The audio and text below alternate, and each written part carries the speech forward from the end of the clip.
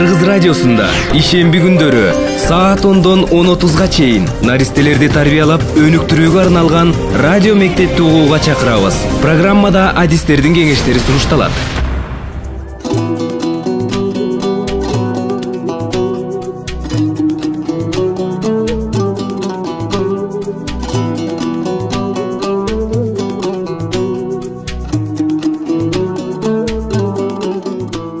Урматтуу радио угуучулар, кутман күнүңүздөр менен. Ата-энелер үчүн радио мектеп уктуруусу кайрадан эфирде. Бул уктуруу Роза Утунбаеванын Демилгеси эл аралык фонду жана Кыргыз радиосу тарабынан биргеликте даярдалып эфирге чыгып жатат.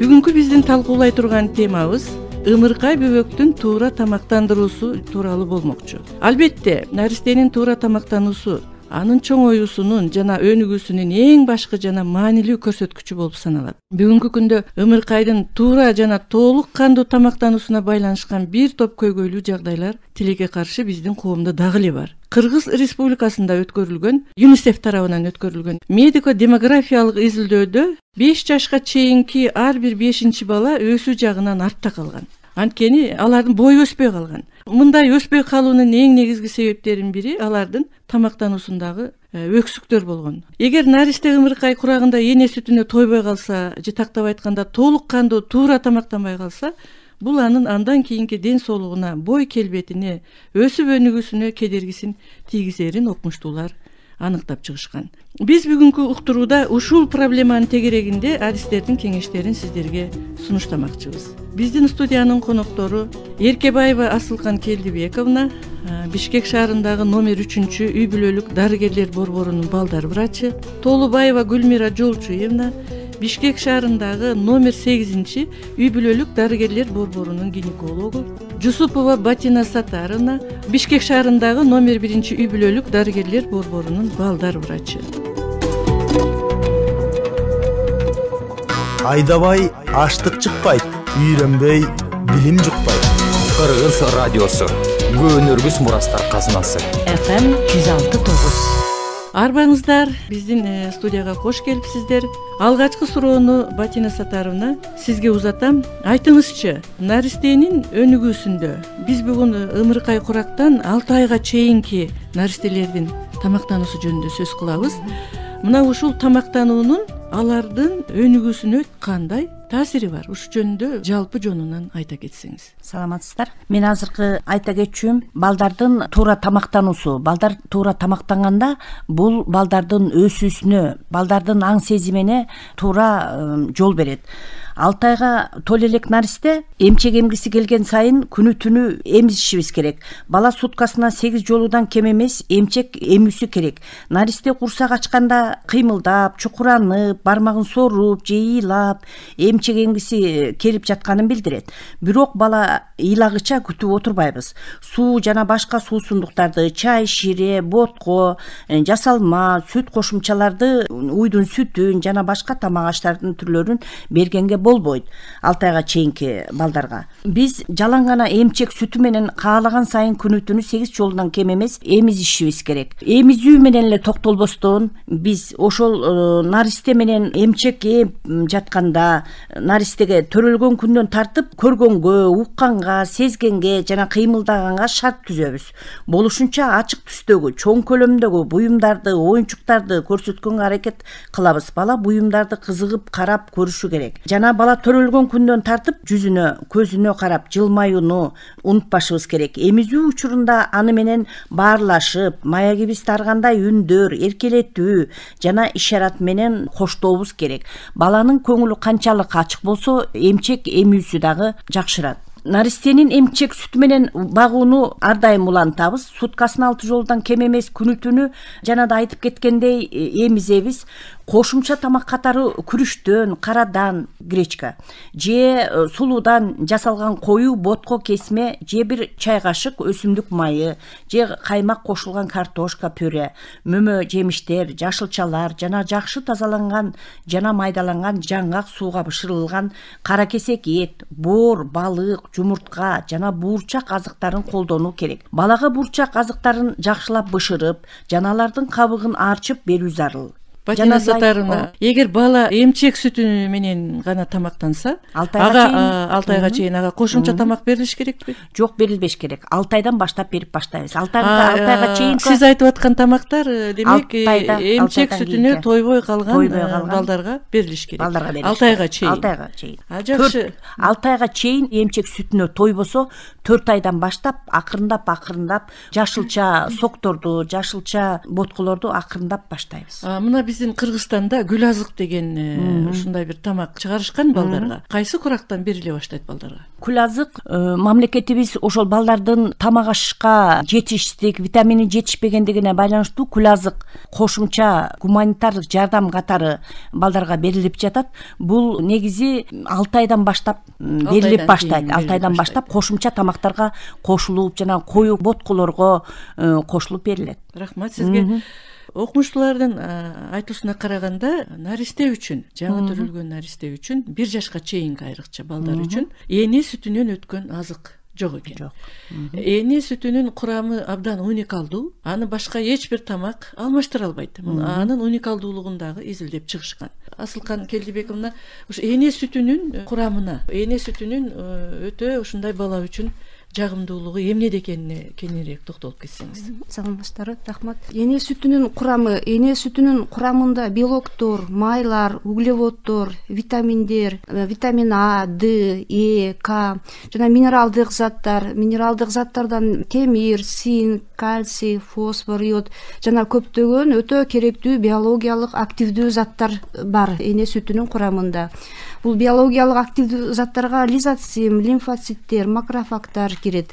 Булардын баланын өсүүсү үчүн аябай мааниси зор. Эне сүтүндө белоктордун, майлардын жана углеводдордун катнашы өтө оптималдуу. Ушуга байланыштуу эне сүтү толугу менен сиңирет. Эне сүтү стерилдүү болуп эсептелинет. Эне сүтүнүн жылытуунун кереги жок, уйдун сүтүнө салыштырганда. Эгер бала уйдун сүтүн ичип атса, аны атайын кайнатуу керек. Мындайча айтканда, обработкадан өткөрүү керек. А эне сүтүнө обработканын зарылчылыгы жок. Бул белокторго токтоп өтсөк, эне сүтүндө белоктор бар деп айтып өттүм. Белокторго токтосок, белоктордун саны эне сүтүндө 9 граммдан 13 граммга чейин 1 литрде. Уйдун сүтүндөгү белоктор мындан 3 эсеге аз. Бирок баланын оптималдуу өсүшүнө аз болгонуна карабастан баланын оптималдуу өсүшүнө жетиштүү жана жетил элек бөйрөктөрүнө оордук бербейт эне сүтүндөгү белоктор. Уйдун сүтүндө казеин белогу көп болот. Аны сиңирүү бала үчүн өтө оор, бөйрөктөрүнө оордук алып келет. Эне сүтүндө сывороткалык белоктор көп болот. Бул лактоглобулин, лактоальбумин, иммуноглобулин. Бул сывороткалык белоктордо ар кайсы ооруларга каршы антителалар болот. Башкача айтканда, баланы ар кандай жугуштуу оорулардан сактайт эне сүтү. Эне сүтүнүн белокторунда ошондой эле алмаштыргыс аминокислоталар болот. Незаменимый аминокислоты деп коебуз. Бул таурин, тирозин, цистеин бар. Булардын жетишсиздиги нерв системасынын, көз ооруларына жана бойдун өспөй калышына алып келет. Ошондой эле майлар. Эне сүтүндөгү майлар 4 жана 4,5 грамм 100 мл сүттө болот. Уйдун сүтүндө деле ушул эле санда майлар, бирок сапаты боюнча өтө чоң айырмасы бар. Эне сүтүнүн майлары жеңил жана толук сиңирет, энергиянын негизги булагы болуп эсептелет. Баланын мээсинин өсүшү үчүн өтө керектүү май кислоталары бар майларда. Омега-3, омега-6, линолевая кислоталары бар, май кислоталары. Углеводдорго токтосок, углеводдор эне сүтүндө 7,5 грамм, 100 мл 7,5 грамм болот. Ал эми уйдун сүтүндө 4,5 грамм гана. Негизги углевод болуп эне сүтүндө бета-лактоза эсептелинет. Бета-лактоза 90% чейин болот. Уйдун сүтүндө альфа-лактоза деп коебуз. Альфа лактоза болот. Бета лактоза баланын ичеги карынында патогендүү микробтордун өсүшүнө тоскоол берет. Альфа лактоза тескерисинче ич өткөк ооруларын, арканда жугуштуу оорулардын, бактериялардын өсүшүнө шарт түзөт. Зат алмашуу процессинде лактоза глюкозага айланат, а глюкоза болсо энергиянын булагы, алмаштыргыс отун болуп эсептелинет баланын организми үчүн. Айрыкча баш мээге керектүү глюкоза. Демек эне сүтүндө баланы ар тараптан өнүктүрүүгө арналган бардык керектүү микроэлементтер бар экен. Бизде бүгүнкү күндө бардык эле тилекке каршы энелер өздөрү төрөгөн балдарын тойгозуп эмизе албай калып атышат. Эми ошондой учурда балдарды биз кантип мындай толук кандуу тамактандыра алабыз? Эгер эне сүтүнө бала тойбой калса же таптакыр эмбей калса? Төрөттөн кийин баланы азыркы учурда биз эненин курсагына жаткырабыз. Бала жарым саат, 1 сааттын ичинде өзү эмгенге аракет кылат. Эгер төрөттөн кийин контакт кошо деп коет, ичине жаткырып, анан тыгыз байланышта болуп баштаса, сүт жакшы чыгып баштайт. Эгер баланы туура эмизсе, сүттүн жетпей калышы бул өтө сейрек учурайт. Эмизгенде вот положениясы болот, баланы кармаш керек, үрпүн туура салса, туура салып, атайын белгилери болот. Ошол туура эмизип, туура эрежелерин сактаса, сүт жетиштүү чыгат. Ар бир энеде сүт жетиштүү чыгышы. Сүт жетиштүү болот. Бул сүтүм жетпей атат, сүтүм суюк болуп атат деген бул туура эмес түшүнүктөр. Рахмат, Гүлмира Жолчуевна. Бала эмизүү жаңы төрөгөн эне үчүн дагы абдан ден соолугуна пайда деп окумуштуулар айтышат. Анткени бала менен эненин эмизгенде эмоционалдык жакындыгы болот. Ошол эле учурда эне мен бала эмизип атам деп арак ичпейт, тамеки тартпайт, куурулган тамак жебейт, өзү дагы ушундай бир жакшы жашоо образга өтүп жашайт энечи. Анан ошол эле учурда эненин жатынынын жыйрылып калыбына келишине дагы бала эмизген таасир этет, энени көп оорулардан сактайт деген окумуштуулардын пикирлери бар. Ушулар тууралуу кененирээк айтып берсеңиз. Саламатсыздарбы? Ооба, Топчугүл жолдошуна сиз туптуура айттыңыз. Бул айткандарыңыз баары туура. Эмчек эмизүү процесси эненин организмине позитивдүү, пайдалуу болуп эсептелет. Эмчек эмизүү процесси бул өтө кылдаттык физиологиялык процесс болуп эсептелет. Эмчек эмизүү мезгилинде бала эмчекти соргон мезгилде, үрпүнү соргон мезгилде эненин организминде окситоцин деген гормон бөлүнүп чыгат. Ал гормон жатындын жыйрылышына төрөттөн кийин аялдын кайра калыбына келип, кайра өзүнүн мурдагы калыбына келип, жакшы жашоосуна, келечегине чоң таасирди жардам берет. Окситоцин деген гормон канчалык баланы көп эмизип, үрпүнү туура салып, баланын оозуна эмизсе, окситоцин көп бөлүнүп чыгып, аял төрөттөн кийинки ден соолугуна зыяндуу болгон көп оорулардан өзүн сактай калат. Эмизүү эненин өзүнө да пайдалуу. Анткени эмизүү эненин денесинде химиялык заттардын алмашуусунун тез болушуна жардам берет. Организмдин жашарышына алып келет. Андай энелер адатта мээримдүү келишип, балага сүймөнчүлүк болушат.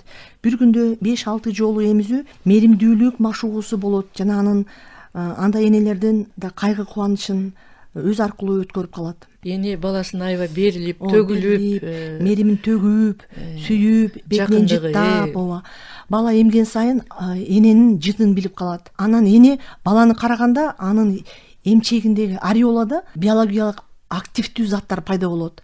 Бул лизоцим, иммуноглобулиндер жана башка пайдалуу ферменттер бөлүнүп чыгат. Ошон үчүн эмизген мезгилде эмчекти бат-бат самындап жууштун кажети жок да. Эмизип бүтүп туруп, андан кийин гана жууш керек. Себеп дегенде баланы караганда ошол пайдалуу заттар, эненин мээрими төгүлүп, баласын сүйүп, бөлүнүп чыккан заттар баарын кетирип салат. Жууганда.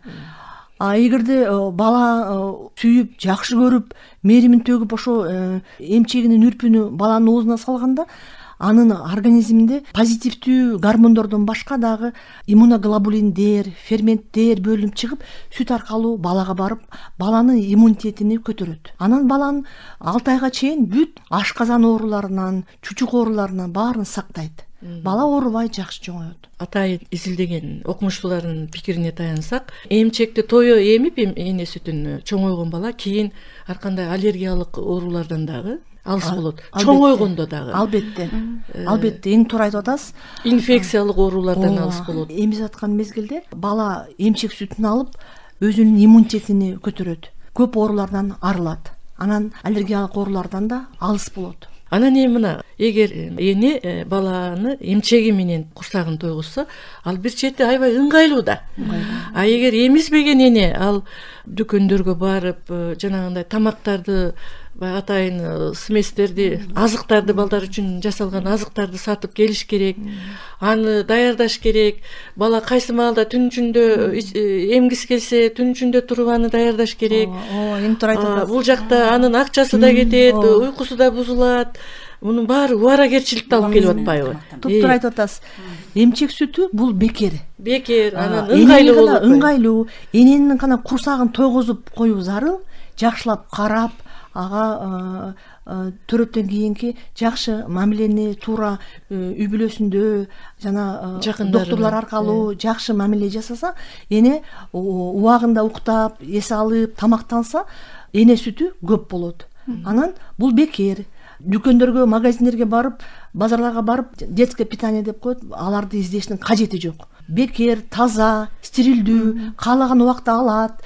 Түндө да уктап атканда эмизип аял өзүнүн ден соолугун чыңайт. Мындайча айтканда, жана лактациялык аминорея деп коет. Эмизип аткан мезгилде тукумчалар эс алат. Ошо 6 айга чейин биз аялдарга айтабыз.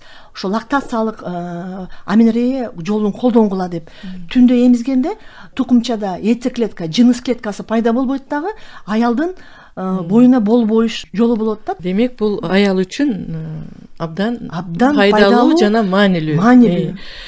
Мына сиз көп жылдан бери ушул номер 8 үй бүлөлүк дарыгерлер борборунда ушу гинекология бөлүмүн жетектеп иштеп келатасыз, Гүлмира Жолчуевна.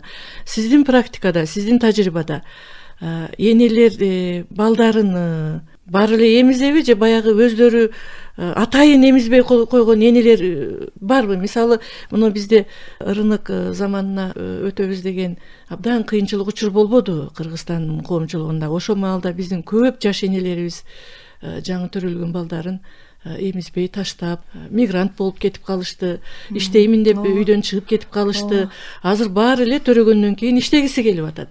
Мына ушундай шартта баласын баары эле эмизем дейби биздин энелер? Биздин үй бүлөлүк борбордо ар бир врач ушул идеяны пропагандалайт, эмчек эмизүү процессин.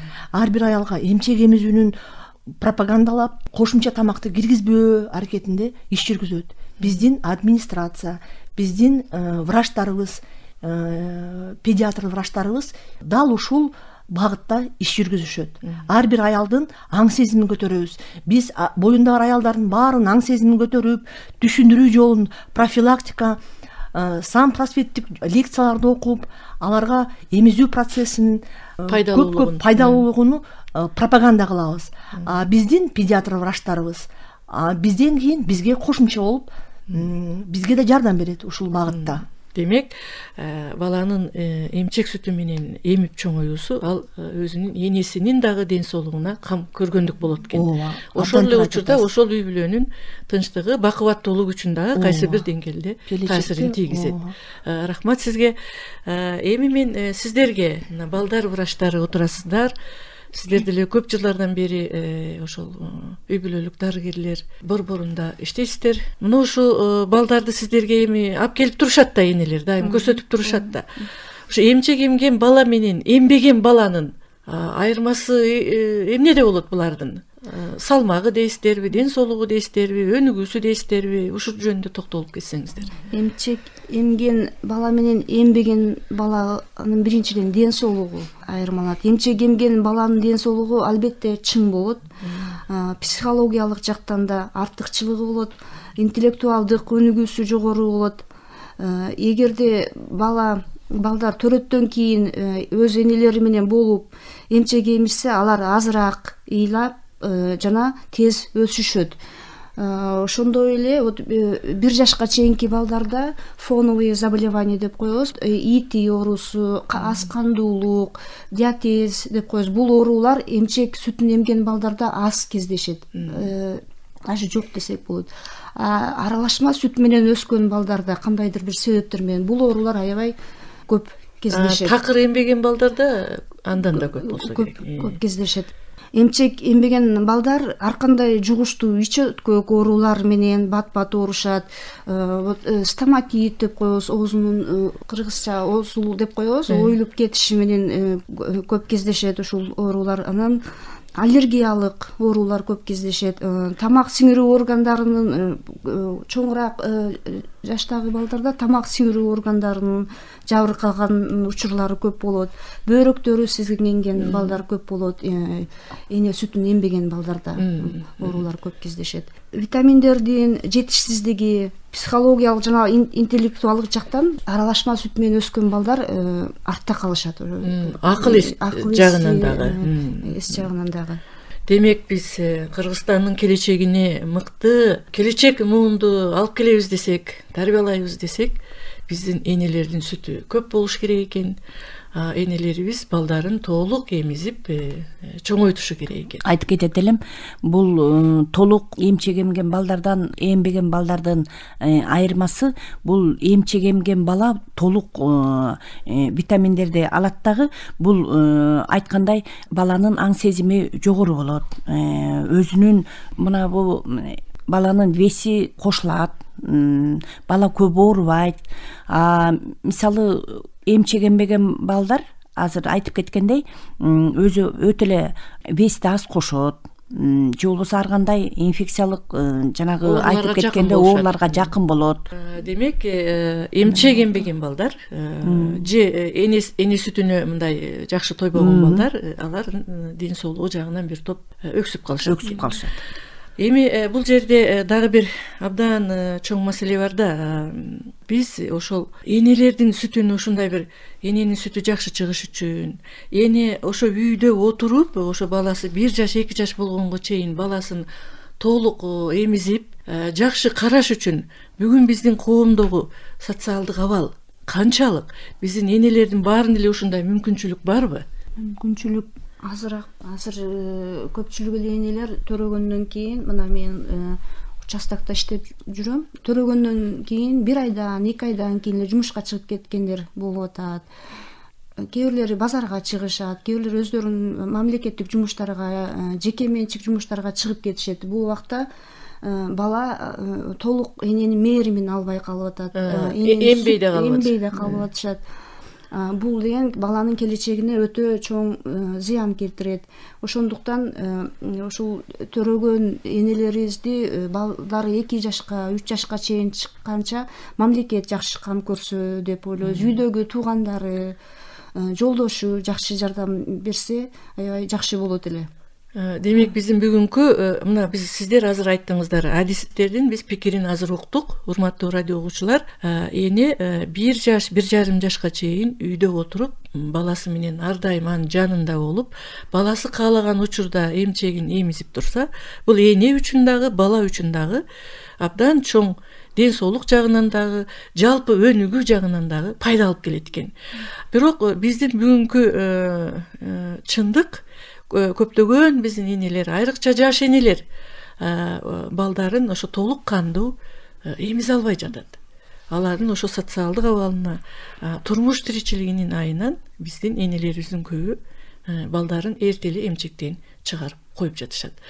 Эми ушундай чакта мен ушу дарыгерлердин пикирин, сунуштарын оккум келет. Ушу проблеманы кантип чечсек болот? Бул жерден топчугул жолдошумна туура айтып атасыз. Бул жерден бул мамлекетибиздин өтө эн аталар акча каражат жагынан кыйналып атышат. Өзгөчө жаңы төрөлгөндө майда чүйдө кийим кечектерин алып бергенге, тамак аштарын энеси төрөп үйгө келгенден кийин дагы өзү толук кандуу тамак аш ичип эс алуусуна баардык жактан эле кайра материалдык жактан эле баары кыйналуу башталат. Ошо аргасы жумушка чыкканга туура келет. Жана да айтылып кеткендей болуп, бул жерден жумушка чыгып кеткенде бирөөлөргө тыштайт, же убактысы менен бала тамактанбайт.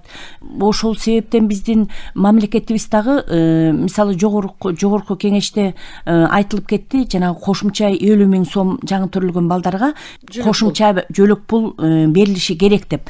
Эгерде ошону толук кандуулук мындай кошумча кылып берилсе бизге сонун эле болмок. Жаңы төрөлгөн балдарга, энелерге жок дегенде баласын эмизип, өзү ошончолук витаминдүү тамактарды жеп, толук эс алып, баласын эмизип, өз учуру менен тамактандырса болот эле. Рахмат. Үйдө эми бир канча бала да ошо чоң балдарыны багыш үчүн төрөгөндөн кийин чыгып кетүүгө аргасыз болуп атышат. Ошо жөлөк пул берилсе аябай жакшы болот эле. Мисалы айыл жерлеринде берилет, ама шаарда жакшы жөлөк пул төлөнбөйт балдарга. Демек биздин көп энелер жөлөк пулду деле өз убагында ала албай калышат. Баягы каттоосу жогунан, ички миграцияга байланыштуу Бишкекке келип калып, көбү ала албай калышат. Гүлмира Жолчуевна, сиздин пикириңиз? Биз жактан мамлекеттен колдоо болсо жакшы болот эле да, мамлекет жактан ошо материал жактан жардам берип, биздин көбүнчө элибиз батирлерде жашаган үчүн алар өзлөрүнө керектүү продуктларды, тамак аш ала алышпайт да. Ошон үчүн алар бат эле эмчиктен чыгарып жумушка чыккысы келишет. Үйдө коркпой, көңүл тоок отуруш үчүн мамлекет жардам берүүсү зарыл деп ойлойм да. Көп эле үй бүлөлөр ошо энени толук камсыз кыла албайт. Жаңы төрөгөн учурда. Демек биздин энелер баласы толук кандуу, жакшы тамактанып, эне мээримине бөлөнүп чоңоюусу үчүн мамлекет тарабынан жок дегенде 6 айга чейинки учурда жок дегенде, болбосо 1 жылга чейин өкмөт тарабынан, биздин мамлекетибиз тарабынан колдоого муктаж. Рахмат. Урматтуу радио угуучулар, биз бүгүн сиздер менен балдардын наристе курактагы тамактануусунун мааниси тууралуу маселени талкууга алдык. Бүгүнкү талкуунун коноктору Бишкек шаарындагы номер 3 үй бүлөлүк дарыгерлер борборунун балдар врачы Эркебаева Асылкан Келдибековна, Бишкек шаарындагы номер 8 үй бүлөлүк дарыгерлер медицина борборунун гинекология бөлүмүнүн башчысы Толубаева Гүлмира Жолчуевна, Бишкек шаарындагы номер 1 үй бүлөлүк дарыгерлер медицина борборунун балдар врачы Жусупова Батина Сатарына болушту.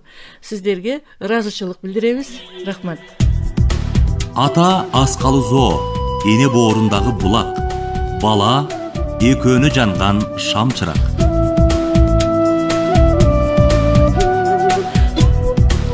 Урматтуу радио угуучулар, ушун менен биз бүгүнкү уктуруубузду аяктайбыз. Бүгүнкү уктурууну алып барган мен Топчугүл Шайдулаева болдум. Уктуруунун редактору Жылдыз Мырзабекова, үн режиссеру Жыргал Аманова болушту. Эфирден кайрадан көрүшкөнчө саламатта бололу.